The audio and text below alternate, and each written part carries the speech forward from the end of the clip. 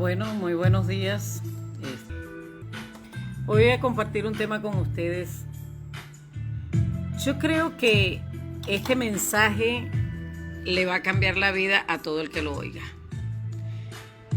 El que está en pleito con su hermano por doctrinas. Voy a hablar hoy de un tema. Está en el libro de Hebreos, capítulo 11, versos 6. Y dice la palabra de Dios de la siguiente manera. Lo voy a leer en 3 versiones. Dice la TLA o traducción al lenguaje actual. Porque a Dios no le gusta que no confiemos en Él. Para ser amigos de Dios hay que creer que Él existe y que sabe premiar a los que le buscan. En Hebreos 11:6 en la LBLA dice: y sin fe es imposible agradar a Dios, porque es necesario que el que se acerca a Dios crea que Él existe y que es remunerador de los que le buscan. En la versión 1960 dice: pero sin fe es imposible agradar a Dios, porque es necesario que el que se acerca a Dios crea que le hay y que es galardonador de los que le buscan. Amado Señor Jesucristo, te doy gracias. Gracias por tu palabra, gracias por tu amado Espíritu Santo que nos enseña, nos exhorta, nos corrige. Gracias, amado Padre Celestial, porque estás interesado en que nosotros avancemos en nuestra postura, en nuestro conocimiento y sobre todo en cómo debemos de honrarte. Yo te pido que en este momento, amado Espíritu Santo, tú que fuiste quien inspiró esta palabra maravillosa, traigas el extracto de ella y lo implantes en cada uno de los oyentes presentes y futuros. No permitas que una sola palabra salga de mi propia voluntad, sino que seas tú enseñando al cuerpo de Cristo acerca de este tema. En el nombre de Jesús, amén y amén.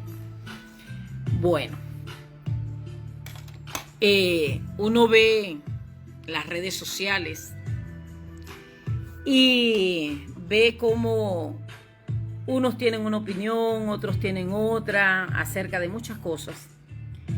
Pero cuando se trata de honrar a Dios y se trata de ofrenda, diezmo, primicia, todo eso, de verdad que se entra en una contienda muy fuerte. Bueno, yo siempre he visto la contienda entre hermanos por distintas doctrinas. Y no es que soy indiferente, sino que comprendo que todos somos diferentes y que cada quien tiene su punto de vista. Pero más allá del punto de vista, lo que me preocupa es cómo se afectan las personas que no tienen conocimiento, las que no conocen a Dios, o las que están llegando nuevas, que no saben cuál es la verdad ni qué camino escoger.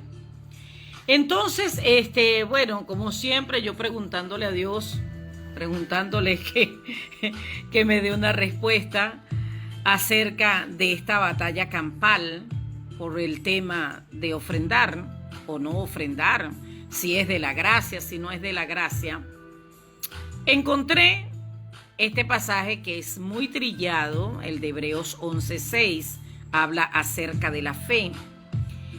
Y el Espíritu Santo, usando al escritor de Hebreos, que hay unos que dicen que no saben quién es, pero los que conocemos las escrituras y conocemos cómo escribía Pablo, sabemos que es Pablo el que lo escribe, dice: porque a Dios no le gusta que no confiemos en Él.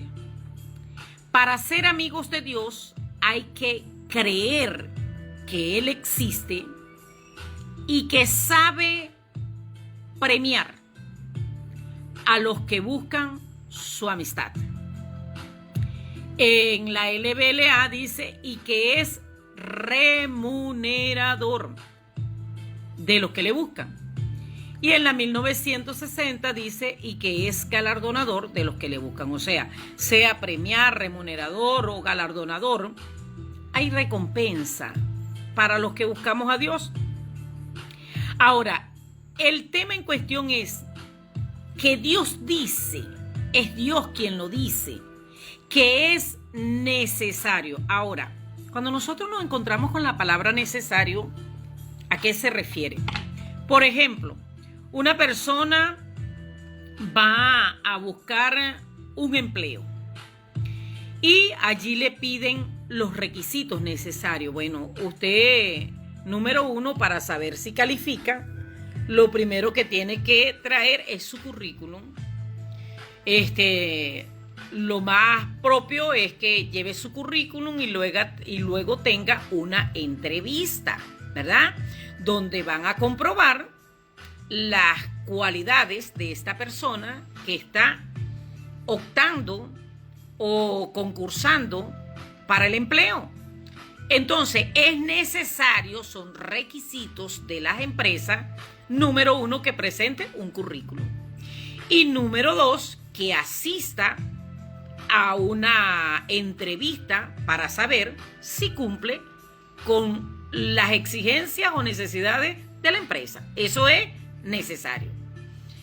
Cuando decimos que es necesario, una persona va a inscribirse en una casa de estudio y le van a decir, bueno, los requisitos necesarios para usted ingresar en esta casa de estudio, uno va a ser su cédula de identidad.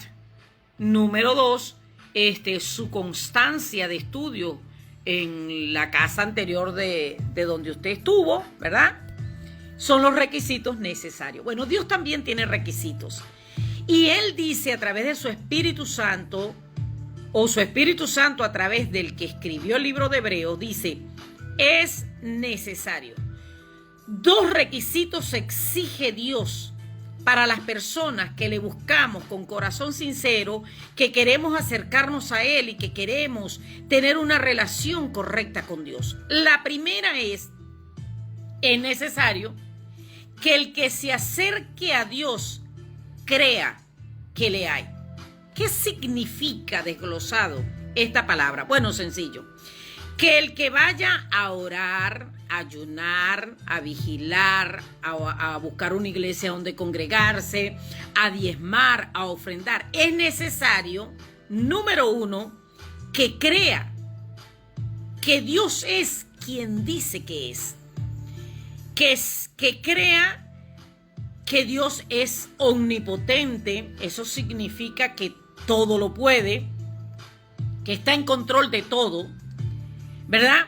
Y que si yo voy con una necesidad, no importando cuál sea esa necesidad, ¿verdad? Él va a estar allí para atender mi necesidad, Él va a estar allí para responder a mi necesidad, ¿verdad?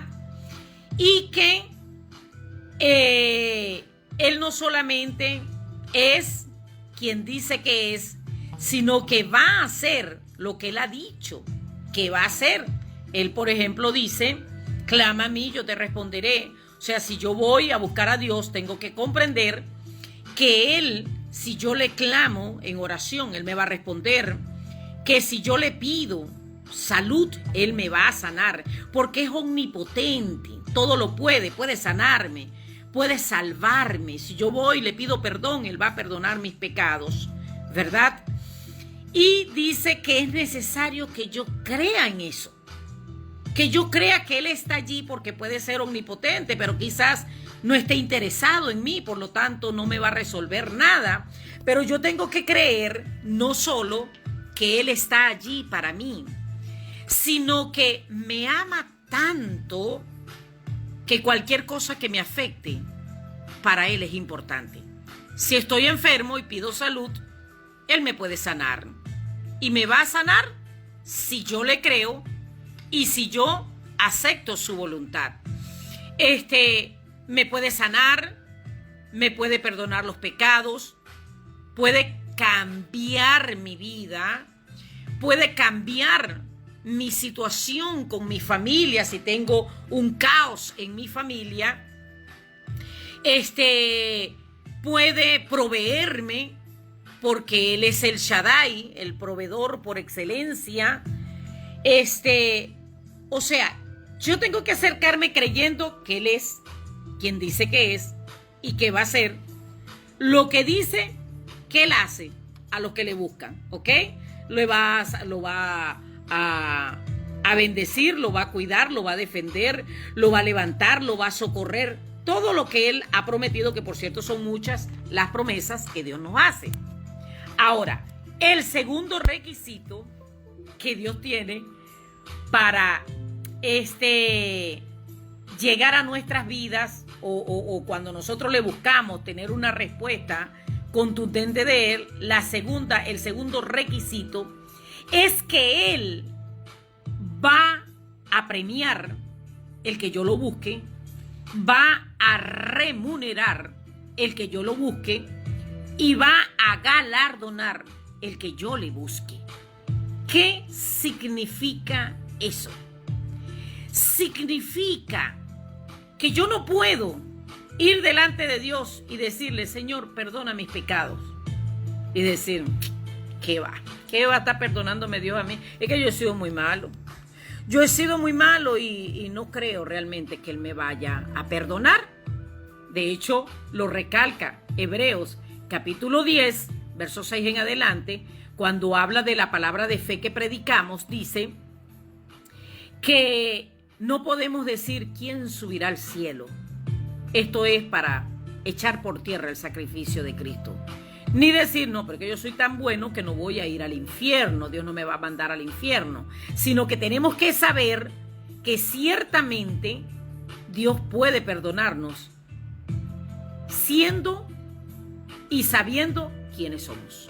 Entonces yo tengo que llegar con la confianza de que si voy a buscar perdón de pecados, voy a recibir el perdón de los pecados. Pero lo segundo que Dios quiere que sepamos y que vayamos delante de Él con esta expectativa de que si yo voy pidiendo sanidad y creo que Él me puede sanar, Él lo va a hacer. O sea, no solo me va a dar perdón de pecados, sino que me va a dar sanidad del cuerpo. También me puede dar sanidad del alma. Si yo voy con amargura porque Pepe, Jacinto y José me hicieron daño y me insultaron y me defraudaron, me robaron X o Y, ¿verdad? Que yo sepa y esté consciente de que Él me puede sanar mi corazón. O sea, yo tengo que ir con esa expectativa. Son los requisitos de Dios. Ahora, no solamente Él me puede sanar y me puede perdonar, sino que si yo voy con una necesidad económica, ¿verdad? Él me va a proveer. Él me va a proveer porque Él es el sustentador por excelencia. Él es Jehová Jireh, Él es el Shaddai, Él es un Padre bueno, dice Cristo, que dará buenas cosas a los que se lo pidan. Pero Él me exige a mí como requisito número 1, que yo crea que Él es quien dice que es y que va a hacer lo que Él dice que va a hacer. Pero número 2, yo tengo que ir esperando resultados, esperando recompensa, esperando galardón. Dice que si yo no lo hago así, es imposible agradar a Dios. Es imposible que yo llegue delante de Él sin esperar nada a cambio y que de esa manera Él se sienta agradado. No, Él se siente agradado si yo voy creyendo que Él es quien dice que es y que Él va a hacer lo que ha dicho que va a hacer. Por lo tanto, voy a tener un resultado. Ahora, Cuando hablamos de que es necesario, no estamos hablando solo de perdón de pecado, de sanidad, de provisión, sino estamos hablando de llevar una ofrenda, diezmo, primicia delante de Dios. Va a ser el mismo resultado.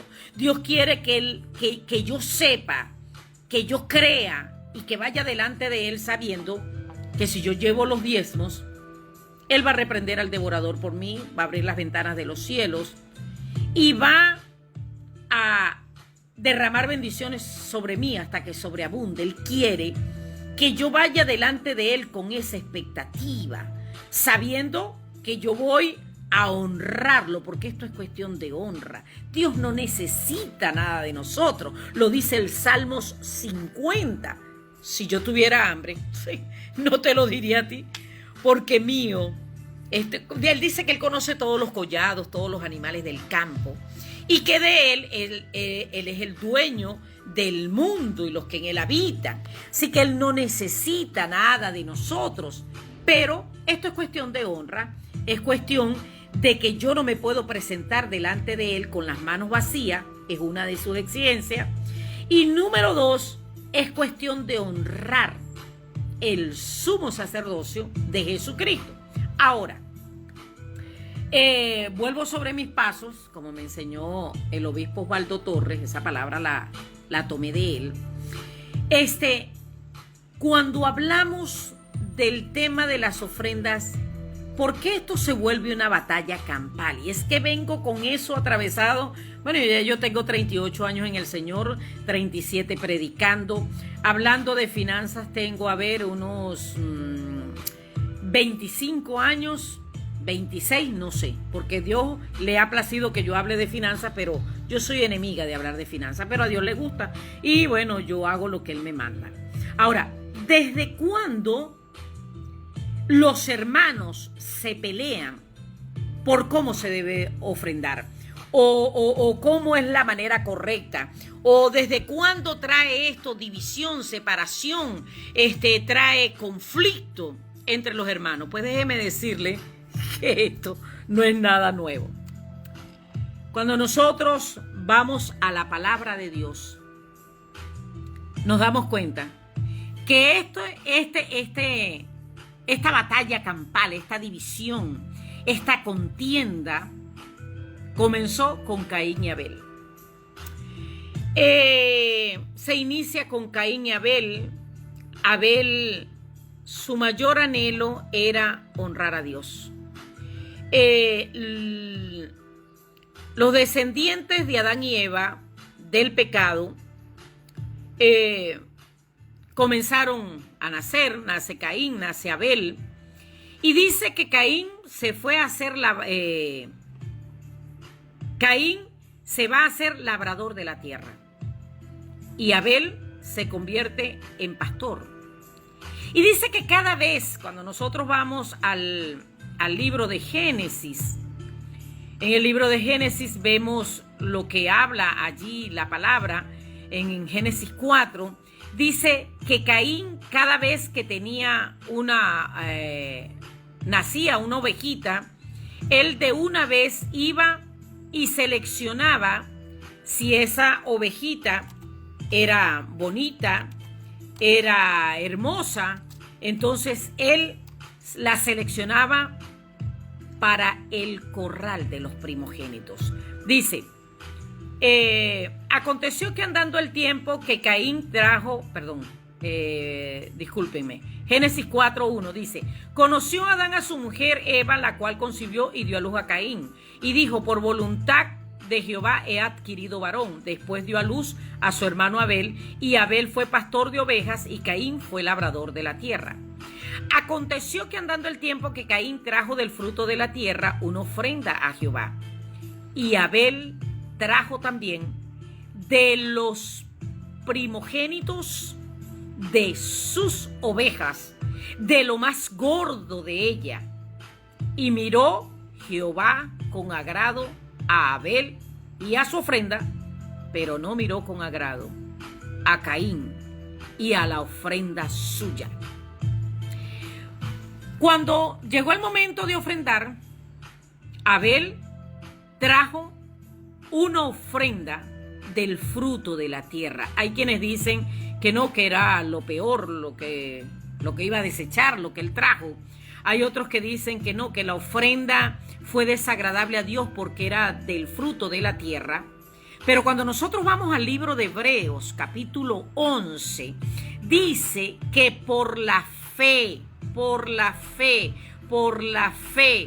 Abel presentó más excelente sacrificio que Caín. Quiere decir que el de Caín era excelente, pero el de Abel era más excelente. ¿Y cuál fue la diferencia de los dos, de las dos ofrendas o de los dos sacrificios que se presentaron? Bueno, sencillo.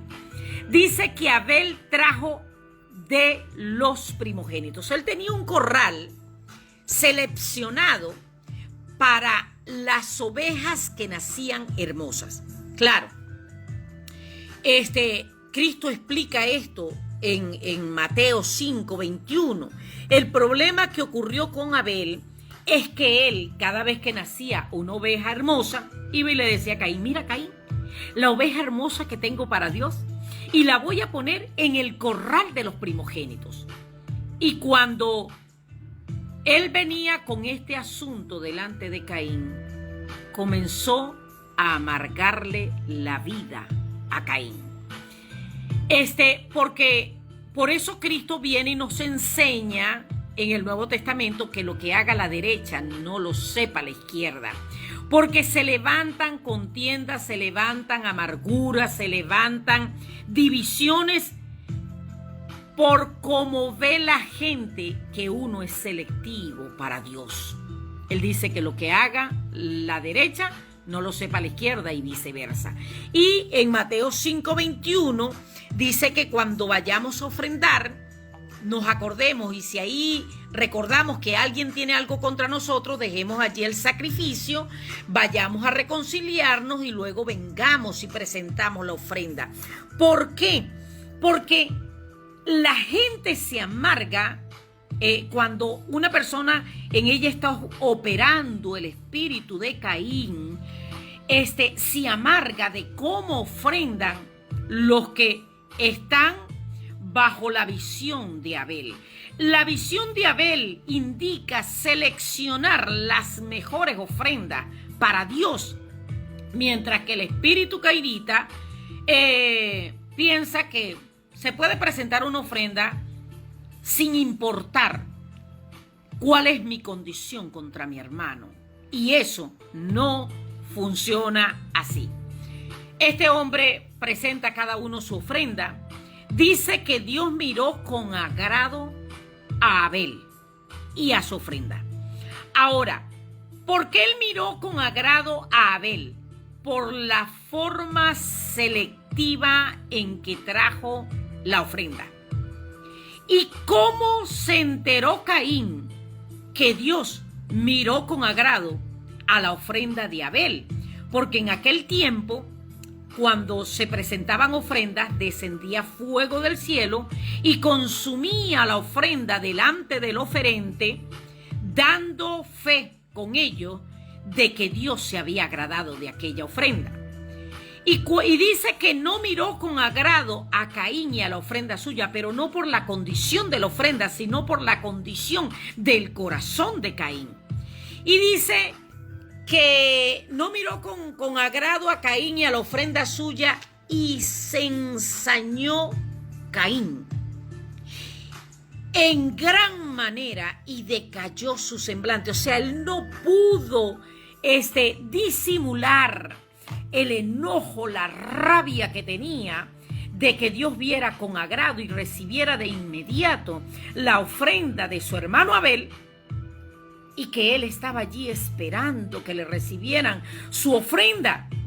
Pero el fuego no descendió sobre la ofrenda de Caín. Entonces Jehová dijo a Caín: ¿por qué te has ensañado? ¿Y por qué ha decaído tu semblante? Si bien hicieres, ¿no serás enaltecido? Y si no hicieres bien, el pecado está a la puerta. Con todo esto, a ti será tu deseo y tú te enseñorearás de él. O sea, si tú no eres selectivo para ofrendar, si tú no crees que tu corazón, la condición de tu corazón es importante a la hora de ofrendar y crees que puedes estar maldiciendo a tu hermano, aborreciendo a tu hermano, deseándole mal a tu hermano, hablando mal de tu hermano, albergando odio contra tu hermano, murmurando contra tu hermano y creyendo que así puedes traer una ofrenda, el pecado está a la puerta. El pecado de querer destruirlo. El pecado de querer avergonzarlo. El pecado de que Dios no se glorifique en tu hermano por su forma selectiva de ofrendar. Dios le exhorta a Caín, pero a Caín lo único que le importaba era que Dios tomara su ofrenda. Y Dios tomó su ofrenda. ¿Y cómo sé yo que la tomó? Porque lo que había en su corazón se le multiplicó 100 veces más. Tenía un enojo contra su hermano, pero luego de aquella ofrenda le dijo: hermanito, vamos a dar una vuelta, salgamos al campo. Y aconteció que estando ellos en el campo, se levantó contra su hermano y lo mató. Y yo venía con esto atravesado y yo le digo a Dios: Señor, muéstrame por qué la gente se tiran, son bandos. El que ofrenda lo hace con alegría, con gozo, con contentamiento, pero los otros le caen encima y lo aplastan y dicen que eso no es así, que no se puede ofrendar esperando nada, que no podemos hacer que Dios se sorprenda con lo que hacemos. Pero bíblicamente, Dios sí desciende cuando hay una ofrenda de por medio y Dios sí enaltece al que ofrenda de la manera adecuada. De hecho, Abel aparece entre los héroes de la fe y dice que por aquella ofrenda que él presentó, que fue más excelente que la de Caín, entonces él fue justificado. Ahora, ¿en qué parte de la Biblia dice que Dios descendía a tomar las ofrendas del pueblo y que él descendía con fuego y todo eso? Bueno, lo podemos ver en el libro de Levíticos, capítulo 9, 24.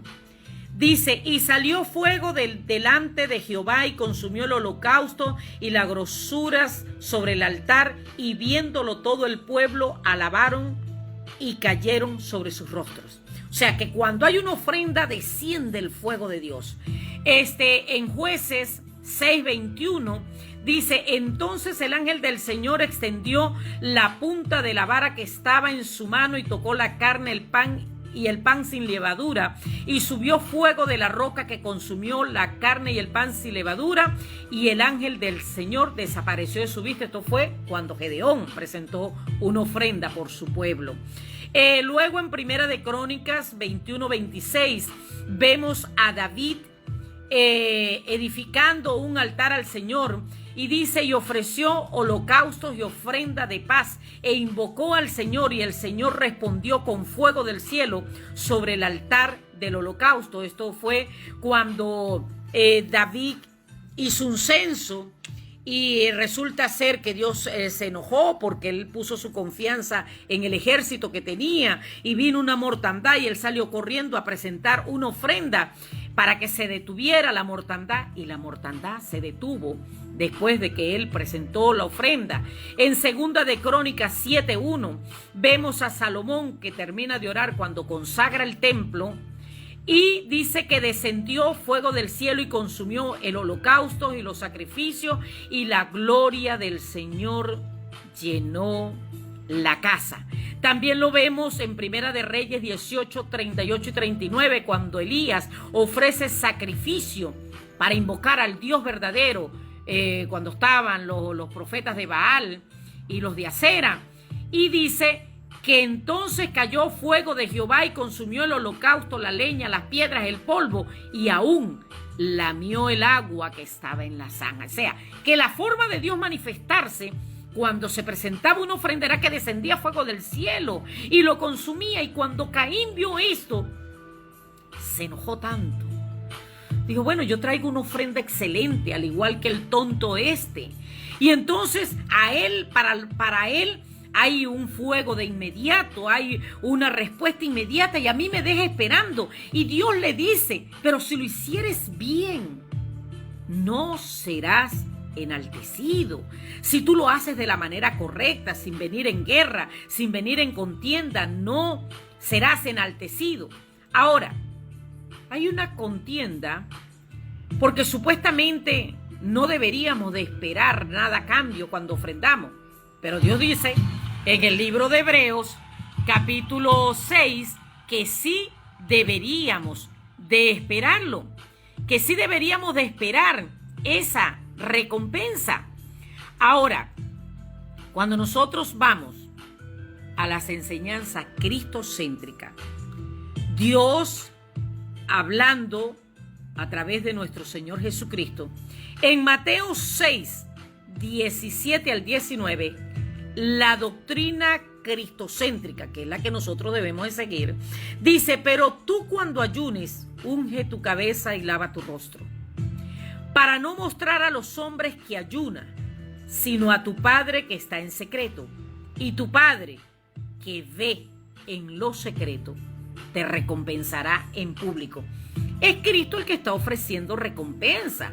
No es que la gente, los apóstoles, la gente le dijo, mira, si yo oro, tú me vas a dar una recompensa. No, es que es parte de la esencia divina de Dios. Él dice que Él honra a los que le honran. Así que cuando nosotros venimos con honra para con Él, buscándole en ayuno, en oración, en vigilia o ofrendando, Él va a dar recompensa. Dice que cuando oremos, dice, entra en tu aposento, Mateo 6:6, dice, entra en tu aposento y cerrada la puerta, ora a tu Padre que está en secreto, y tu Padre que ve en lo secreto te recompensará en público. Así que si nosotros oramos en secreto, Dios nos recompensa en público. No dice que nos recompensa en secreto. Si nosotros ayunamos en secreto, Él nos recompensa en público. No dice que nos recompensa en secreto. Y en Mateo 6, 2 al 4 dice, cuando tú pues des limosna, no hagas tocar trompeta delante de ti como hacen los hipócritas. O sea, lo que no se debe ofrendar para lucirnos delante de los demás. Yo di tanto de ofrenda, sí, yo soy uno de los mejores o oferentes, o los que dan más, o los que den más. No, dice que cuando hagamos, sea que demos limosna a un necesitado, sea que ofrendamos, debemos de hacerlo en secreto, no para ser alabados por los hombres, porque si lo hacemos así, de cierto, esa es la recompensa, que todo el mundo se enteró. Mas cuando demos limosna, que no sepa la izquierda lo que hace la derecha, para que nuestra limosna sea en secreto, y nuestro Padre que ve en lo secreto nos recompensará en público. Quiere decir que Dios es un Dios de recompensa. En Hebreos 11:6 leímos que Él va a recompensar, remunerar o galardonar a los que le buscan. En Mateo vemos a Cristo enseñando su doctrina cristocéntrica y dice que cuando ayunemos, oremos o demos dinero, vamos a ser recompensados, porque nuestro Dios es un Dios de recompensa. Cuando leemos en Hebreos, retomando el tema en cuestión, dice que por la fe Abel ofreció a Dios más excelente sacrificio que Caín, por lo cual alcanzó testimonio de que era justo. ¿Y qué lo hizo adquirir un testimonio de ser justo? Su ofrenda. Fue su ofrenda la que hizo que él resaltara y se diera testimonio de que era un hombre justo. Dice, dando Dios testimonio de sus ofrendas, y muerto aún habla por ella. Ahora, ¿por qué Satanás? Pero es que es impresionante cómo de manera descabellada ataca Satanás el tema de la ofrenda. Es impresionante, es impresionante. Pero claro, hay un porqué, y lo triste es que usa a los hermanos. Usa a los hermanos. Ahora, ¿en qué consistió la maldición de Caín? Cuando nosotros vamos a la palabra, vemos algo muy tremendo. He oído a muchas personas decir que cuando nosotros ofrendemos no estemos esperando nada a cambio, que eso no debe ser, que eso es incorrecto. Ya vemos por la palabra que sí es correcto. Pero decirle a una persona que diezme, que ofrende, que dé primicia sin esperar nada a cambio, es como pedirle a una persona, mire, usted pida perdón por sus pecados. Pero cuidado con estar esperando que le perdonen los pecados. Eso no se hace. Usted solo pida perdón y no espere nada a cambio. O decirle a una persona, mire, está enfermo. Bueno, yo voy a orar por usted, pero cuidado con estar esperando que lo sanen. ¿Ok? Porque eso no se hace, eso es incorrecto. Es lo mismo. O sea, yo me acerco a Dios y Dios me exige que si me acerco a Él, yo por fe crea que Él es todopoderoso, que lo va a hacer, que lo quiere hacer porque me ama y que voy a tener un resultado de mi búsqueda, sea en oración, en ayuno, en vigilia, en ofrenda, en diezmo. Tengo que ir a la expectativa de recibir algo a cambio. Ahora, ¿en qué consiste la maldición de Caín? La maldición de Caín consistió, lo que Dios le sentenció, es sembrar para no cosechar. Es no tener estabilidad en la tierra y no prosperar. Esa es la maldición de Caín. Esterilidad en lo que hacía y no tener estabilidad en ningún lugar de la tierra. Ahora, mire lo que le dice el Señor cuando él mata a su hermano por una ofrenda lo mató. Dice, Génesis 4:9, el Señor le preguntó a Caín, ¿dónde está tu hermano Abel? No lo sé, respondió. ¿Acaso soy yo el que debe cuidar de mi hermano? ¿Qué has hecho?, exclamó Dios.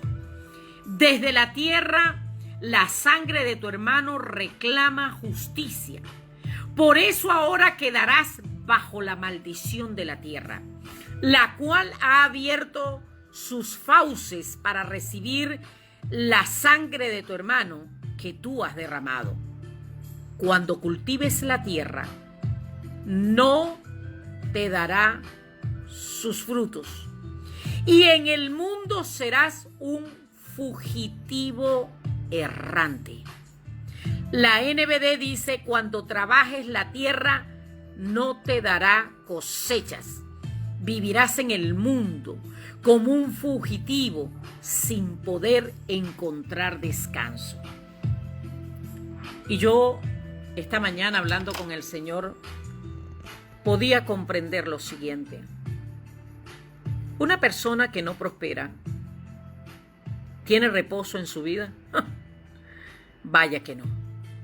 Constantemente está pensando con qué voy a pagar, con qué pago los servicios, con qué comeré mañana, si me enfermo, cómo voy a cubrir las necesidades de mi enfermedad, las medicinas, cómo le daré estudio a mis hijos, cómo levantaré mi descendencia, qué les voy a dejar de herencia. Porque no hay descanso para el que no prospera. Por eso Dios desea, en tercera de Juan, versículo 2 dice, amado, yo deseo que seas prosperado en todas las cosas y que tengas salud, así como prospera tu alma. Dios quiere una prosperidad integral, quiere que nuestra alma prospere, quiere que nuestra vida cotidiana prospere y quiere que nuestra relación con Él prospere, porque una persona que prospera sale del estrechamiento, sale de la aflicción, y la maldición de Caín es no tener recompensa por su trabajo. Imagine que una persona va y trabaja 15 días y a los 15 días cuando va a cobrar le dicen, no, usted no se ganó, sino vamos a ponerle un precio, $0.50. 15 días para ganarse $0.50. ¿Qué vas a resolver con $0.50? Con $1, ¿qué vas a resolver? Que una persona trabaje un año y cuando va a buscar sus utilidades no le paguen nada de beneficios por su trabajo de un año. Entonces, la maldición de Caín consiste en trabajar y no tener resultados, no tener respuesta. Y Dios no nos tiene a nosotros bajo maldición. Cuando le buscamos, vamos a tener respuesta, vamos a tener resultado. Y gracias a Dios que Dios no piensa como muchos hermanos piensan. La Nueva Traducción Viviente dice, la tierra no te dará buenas cosechas por mucho que las trabaje. De ahora en adelante serás un vagabundo sin hogar sobre la tierra. Y Caín dijo, este castigo es más de lo que puedo soportar.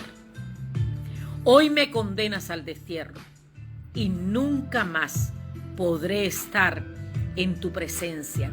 ¿Sabe? Cuando nosotros recibimos recompensa, lo primero que hacemos es ir delante de la presencia de Dios a darle gracias por lo que nos ha provisto, si nos ha sanado por la sanidad, si nos ha perdonado por el perdón, si ha rescatado a nuestra familia por traerlos a sus pies. Así que una persona que no tiene resultados no va nunca a la presencia de Dios.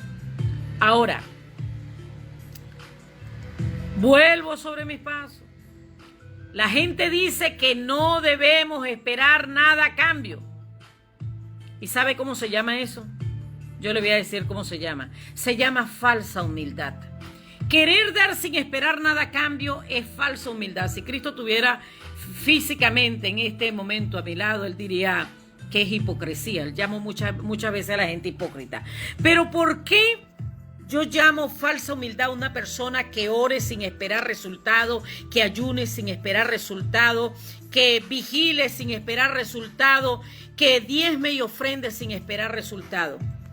Porque Dios, Jehová de los ejércitos, Yahvé, el dueño del universo, dio esperando resultado. Cuando usted lee Juan 3:16, dice, porque de tal manera amó Dios al mundo que dio. ¿Qué dio? Dio a su Hijo unigénito. Él dio una ofrenda. No dio cualquier cosa, dio lo más excelente. ¿Por qué no agarró a un ángel allá de los que estaban viejos ya con una ala dañada y la dio para que viniera a sufrir por nosotros? No, él dio a su Hijo unigénito, pero lo dio esperando resultado, esperando recompensa.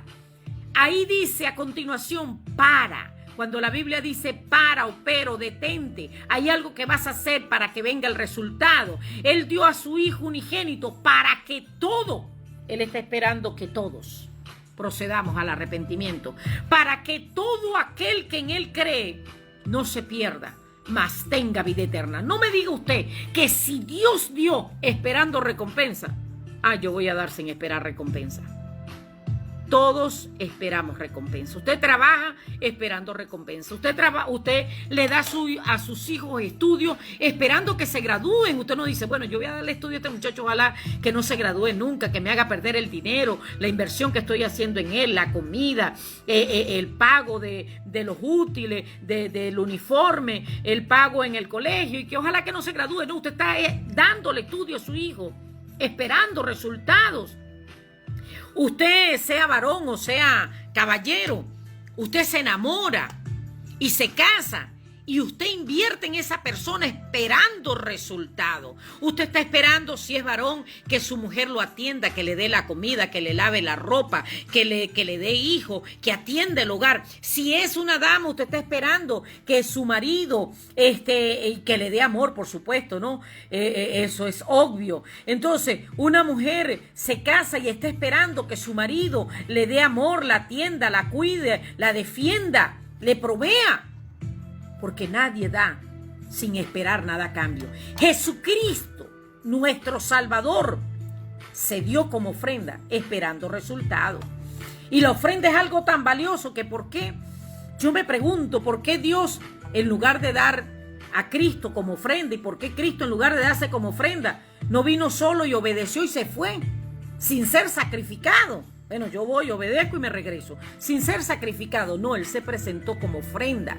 Y bueno, Dios lo determinó de esta manera, que la ofrenda sea lo más excelente que podamos presentar delante de Él.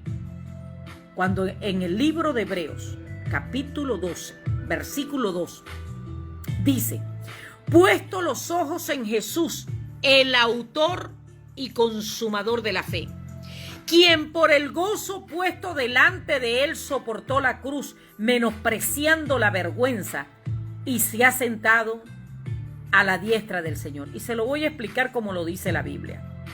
La Biblia dice en el libro de Mateo, capítulo 26, dice que Cristo fue, Él fue y oró en Getsemaní. Dice que Él va y llega y ora en Getsemaní y le dice al Padre: Padre, si es posible, pasa de mí esta copa, pero que no se haga mi voluntad, sino la tuya.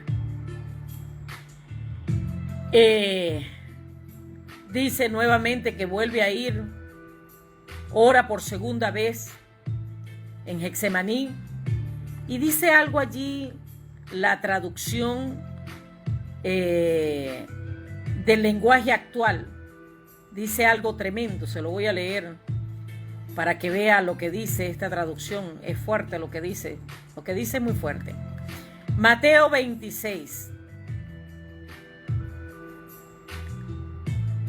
36 en adelante dice: después Jesús fue con sus discípulos a un lugar llamado Getsemaní y les dijo: quédense aquí mientras yo voy a orar.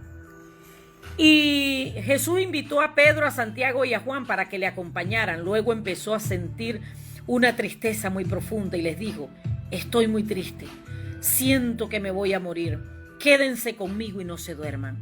Jesús se alejó un poco de ellos, se arrodilló hasta tocar el suelo con la frente y oró a Dios: Padre, cómo deseo que me libres de este sufrimiento, pero que no sea como yo quiera, sino como tú quieres.